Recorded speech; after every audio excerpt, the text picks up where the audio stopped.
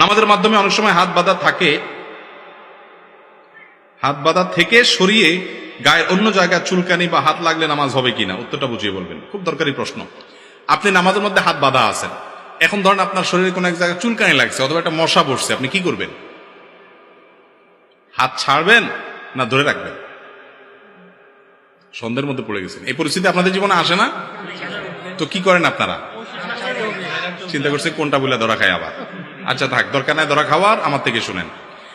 আপনার যদি হাত বাঁধা অবস্থায় ধরেন মশা কামড় দিল বা খুব চুলকানি হয়েছে, তাহলে সেক্ষেত্রে আপনি হাত দিয়ে আস্তে করে মশা দৌড়ে দিতে পারেন, অথবা হালকা চুলকানি লাগলে চুলকায়া আপনার চুলকানির যে কষ্ট সেটা মিটায়া আবার আপনি হাত বাঁধতে পারেন, এতে কোনো অসুবিধা হবে না।